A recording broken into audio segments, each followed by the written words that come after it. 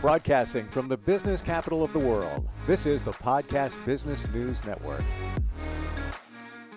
Welcome back, everybody. He is about books. He helps you publish your own books. But every time we get together, we go deep into all different other types of media. NFB Publishing is his company. And literally, if you've got an idea for a book, whether it's fiction, nonfiction, he can help you walk that journey, even as a amateur writer.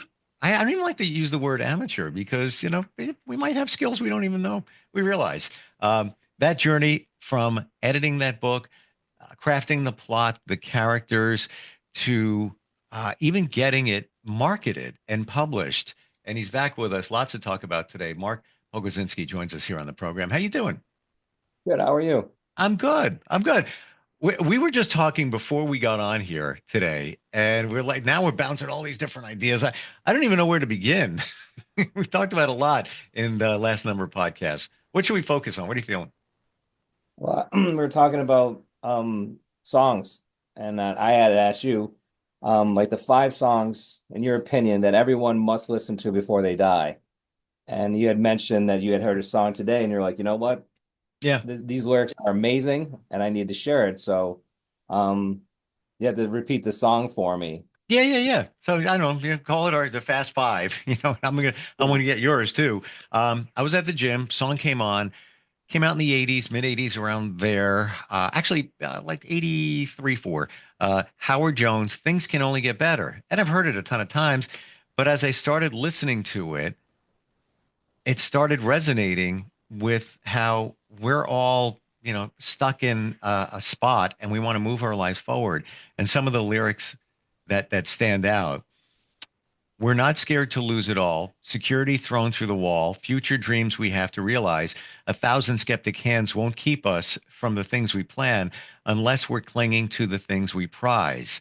Now, to me, clinging to the things we prize, all right, we're stuck on things like, I need to have the big house on the hill and the cars. Do you really? And do you feel scared? I do, but I won't stop and falter. And if we threw it all away, things can only get better. That's just a piece of the song. I kind of roll with things that are more inspirational and make you think. And that's one that popped up for me today. That was like, I want to share that. I think that's a good song. And then it made me think about there was a series called Material Girl by an author, James Turin, who, like, I think, like us, a child of the '80s, thought there was more to '80s music than, that pop veneer. Yeah. And so he wrote this series called Material Girl, that 80s songs were a gateway into a portal to a higher dimension. And there was a whole sci-fi thing that he did, and like there's 80s lyrics throughout.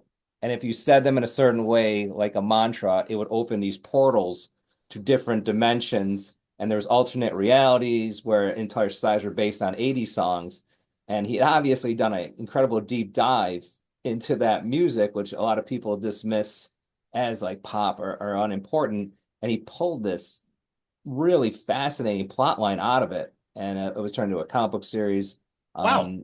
Really interesting. But like, what did you say? You hear something on the radio like this morning, and everything starts firing in your brain.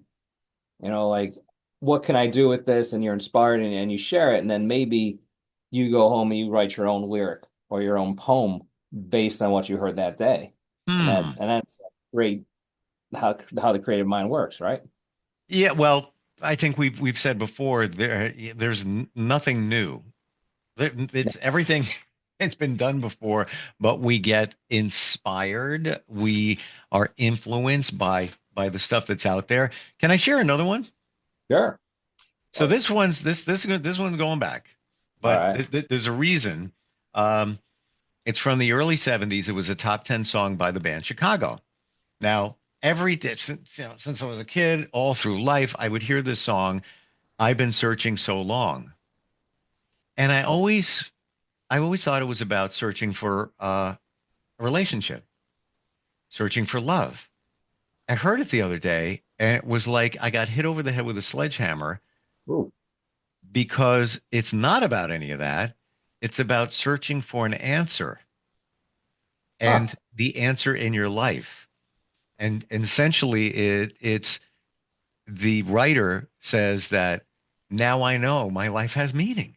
And it's like, whoa, okay.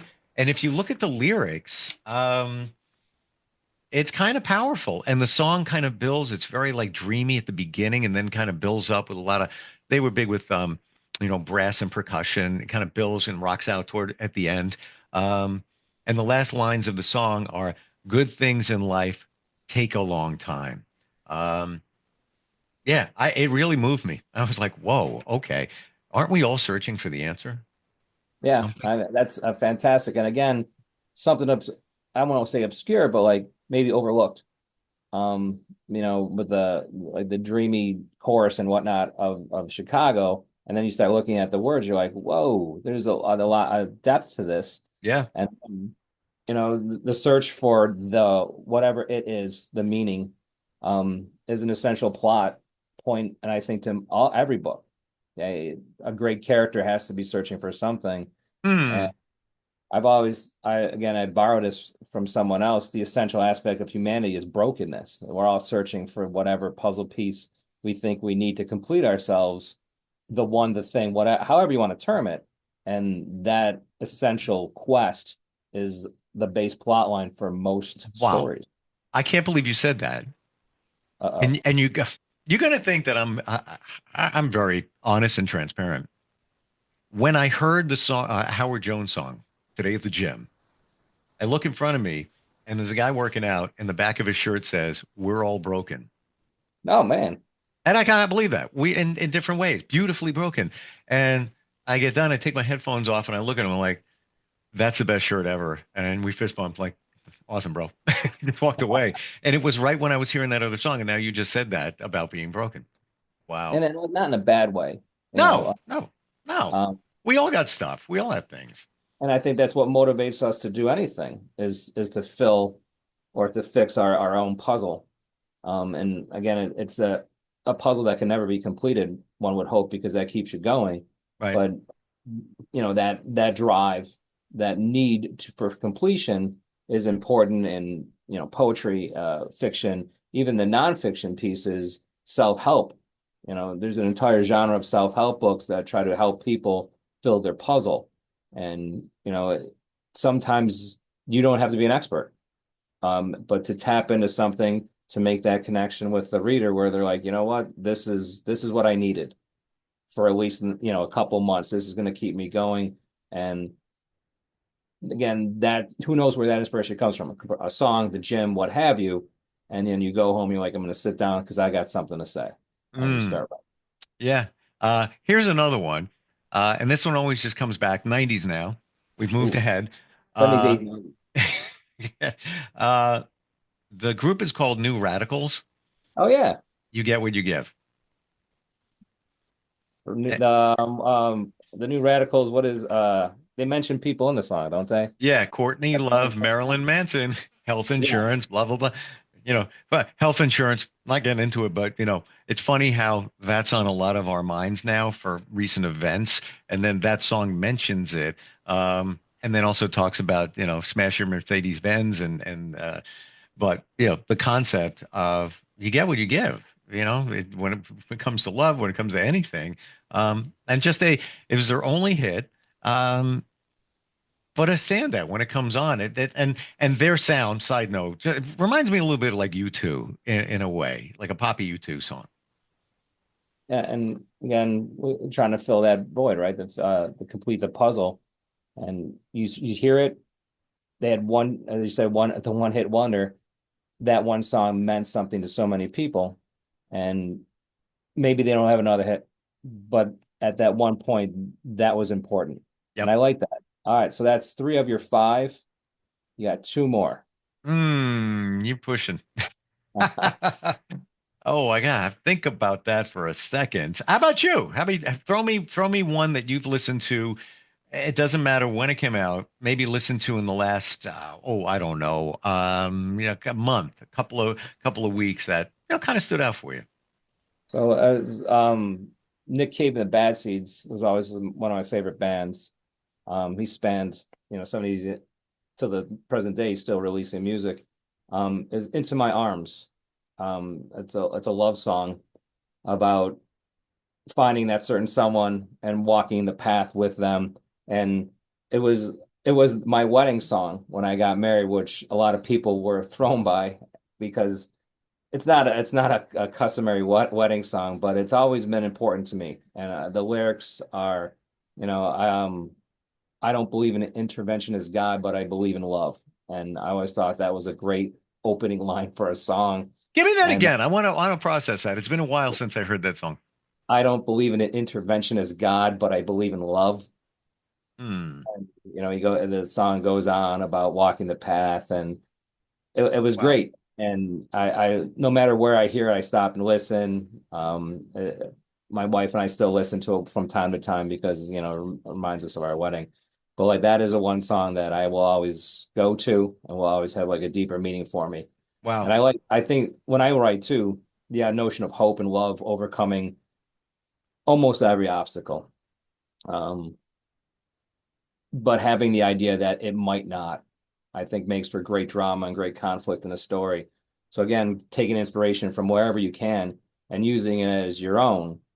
I think, and that artist has done a lot of music like that, where it's the search for love, but the idea that it might not happen, or it might not exist, or it might not work out well. And an essential aspect of the love story is the tragic ending. That is always possible. So it's like the happy but sad, and that's what kind of draws me to a song or a book or a movie. Do you feel that love is so universal? It's the Hmm. highest, if you look at energy, the highest vibration there is. And we all are looking for love. It's just that's the way it is. Do you think that's why it's so big in all media, literature, m- music, movies, all of that? We had a really deep conversation about the metaphysics of love, but you're right, right? Love is essential. That's essential aspect of being human. We seek it. We're terrified we won't find it. There's different variations of it: family love, sibling love, romantic love, love of a child, and there's so much wrapped up in it. There's so many hidden emotions under that love umbrella, which is an odd term. Um, so that's what I think is so complex, and I think it factors in almost every story, some aspect of love, whether it Hmm. be obsession, into love. There are thousands upon thousands of stories with it. One that comes to mind is The Chaser. It's a short story by John Collier, where main character's name is Alan. He's going to give this girl a love potion, and the love potion is going to make her fall in love with him. Hmm. But the man who sells them the love potion also sells poisons, because the whole idea is that too much love becomes toxic, and eventually all love affairs will end poorly. And it's a very short story, written, I forget when it was written, but like in the 40s, I believe. And it's an interesting aspect. And one of the lines in it, the love potion's $1. And the guy says to the main character, if you people who need love potions rarely have enough to buy anything else. So there's that quick jab that love is cheap in the story. And I always liked that story because for such a short story, it had so many different elements in it. And again, it Wow. goes to the idea of love. Like, what is it? Why do we want it? What does it truly mean? There's a lot of themes going in that one. What's the name of that again? That story? Called The Chaser by John Collier. It's very short. If there's a interesting Twilight Zone episode based on it, from the 60s. So again, there's thousands of, I mean, I can rattle them off it, if you want to, like different love stories. But again, your notion of love and my notion of love are different. If we were to write a story, our idea has to come out. Our theme of love has to come out in our own stories. So that's one way for a Hmm. writer to start. You said amateur writer before. We use the term aspiring writer. A Thank you. love story, a love story is great because it's a universal concept. People have so many different versions, and if you write a good one, people will either love it or hate it, but they'll have an emotional reaction to it. Hmm. I've heard of that story and totally forgot about it. And I'm looking at this in a very different way because love is love. Okay, we got that. But we experience it in all different ways. You may have found your love and you've been with that person for quite some time, and it's all good. Somebody else may have been through multiple relationships, and there could have been heartache, and maybe that person did something to the other person, and you see it in a different way. So even though we're talking about this one universal thing called love, there's all different camera angles on it. Yeah, and then again, you start doing a little research because if you want to write stories or books, you should read. Another great one, and a author who does interesting stuff with the notion of love is Raymond Carver. One of my favorites of his is "Why Don't You Dance?" What you said there, it presents you with an older man who's selling everything he owns in a garage sale. He's drinking. There's a quick line, his side, her side in the story, so there was a her. We don't know what happened to her. And then there's a young couple looking to furnish a little apartment, and they're very happy to be in love, and they're kissing, and they're on there. It doesn't matter that they're in some strange guy's front yard. And the great line in that story is at the end of the story, the young girl's trying to figure out what happened because the old man had sold everything. And the line is, there was more to it, and she tried to get it talked out. After a while, she quit trying. That basically would sum up love for me. I could try to explain it. You could try to explain it to me. We could talk about it for hours, but there might be no consensus to what it actually is and how it changes, how it morphs. And that's why I think love is what a great theme and is part of every great story. Wow. I'm getting downloads. More songs are popping in my head. Uh, All right. this one, it has a different meaning for me, but it was a year ago. I needed an answer for something personal. I knew there was an answer, but the answer is not there. So I'm driving here, and I'm like 2 miles away. I stop at a stop sign, and this song drops in my head, and it was "Let It Be" by the Beatles. Oh, okay. There will be an answer. Let it be. I come here, walk right in, phone rings, pick it up. It was the answer. I got the answer. And that song lyrics are in the other room on the wall.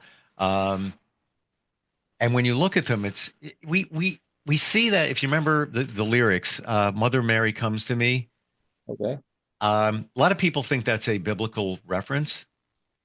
It's his mom, Paul McCartney's Oh, mother, his name Mary. My mom was Rosemary. So I think almost like she threw me that song to say, hey, there's an answer. You're going to get the answer. But so that song stands out. And there's a lot of meaning, I think, for all of us in that song. Kind of goes back to searching for an answer from that Chicago song. I think we're all searching for something. a Um, sense of theme. maybe, maybe the answer.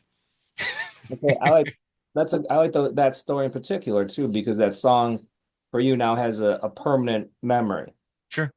And it was important at that moment. And I think that happens to a lot of us with all different types of media. Songs, I think in particular, like because we usually have a soundtrack Yeah. for important events in our life. As I mentioned, there's the soundtrack for my wedding, which was distinctly post-industrial punk music.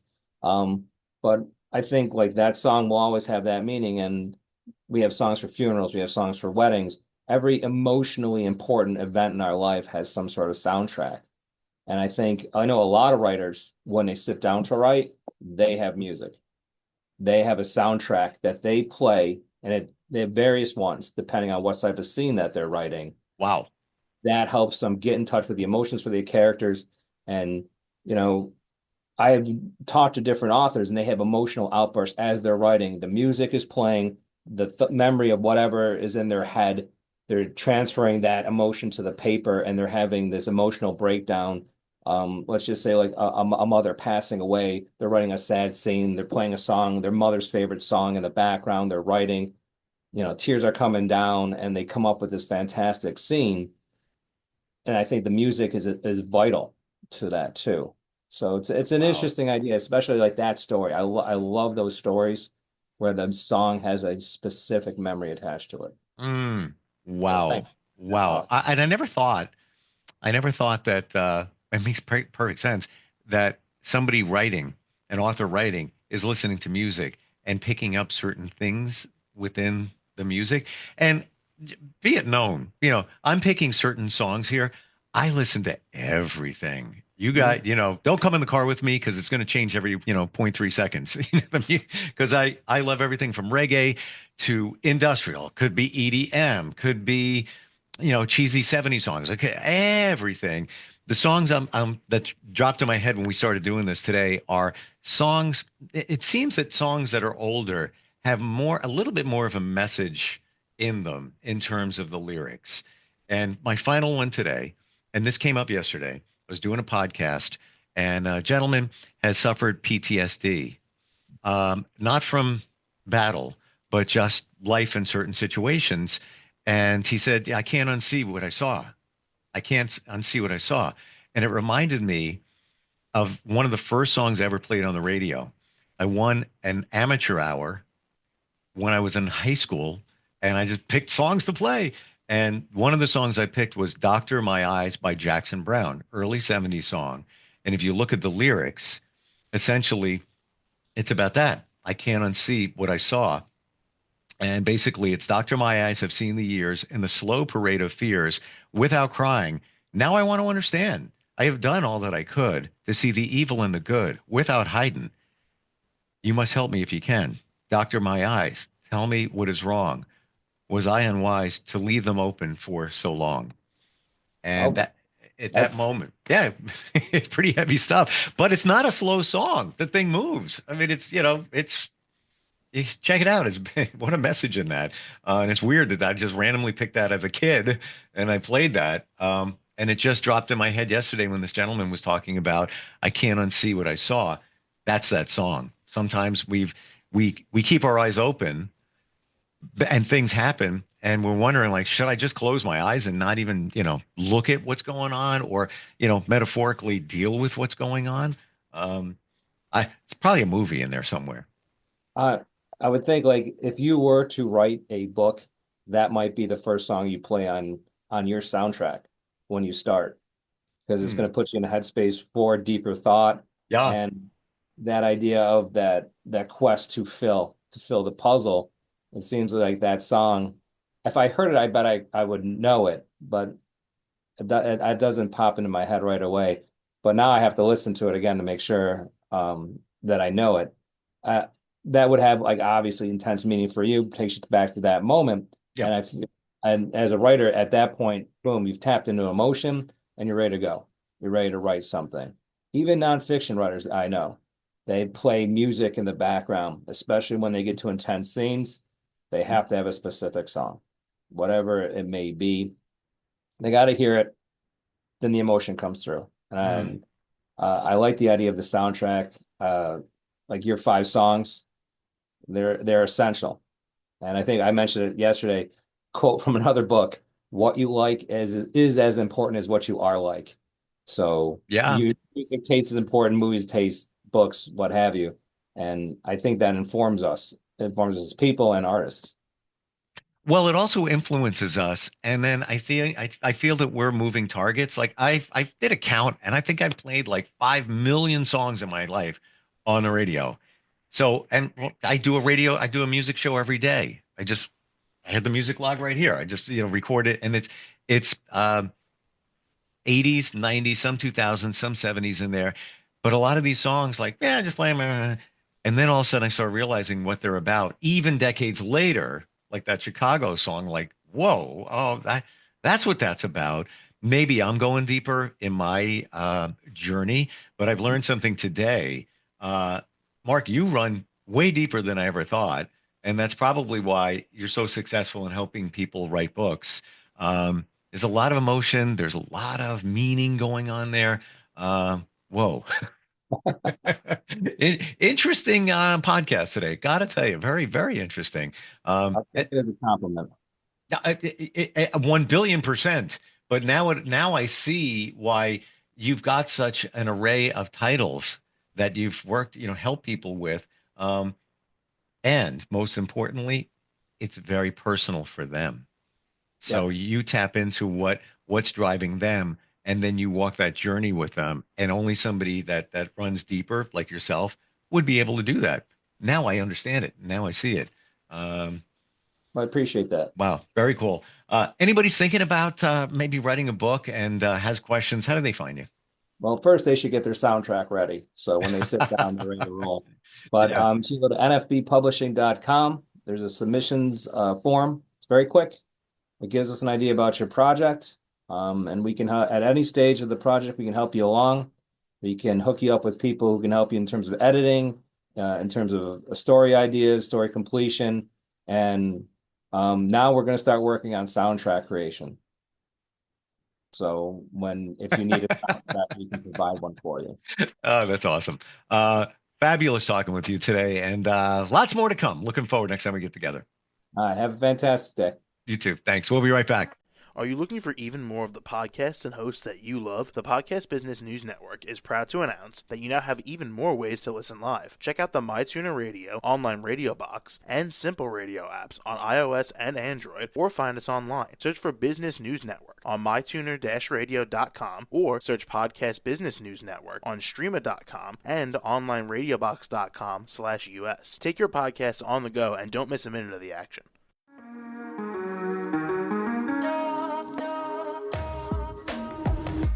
Broadcasting from the business capital of the world, this is the Podcast Business News Network. For nearly 2,000 severely injured veterans, everyday life has become filled with barriers. Day-to-day simple tasks can become pretty daunting. I have to carry my chair up 2 flights of steps or have somebody do it for me. What scares me the most is just the falling. When I'm struggling with my house, I think, to have that one great barrier just knocked down, it's crucial. Home for Our Troops is a wonderful nonprofit that builds a Mortgage-free, fully adaptive, handicap-accessible house. And there's no catch. It'll be our very first home that we've ever owned. This is a game changer. This is where your life begins again. We need you to join us in completing this important mission. Please visit hfotusa.org and help build homes and rebuild lives. Because of you, everything's going to be okay.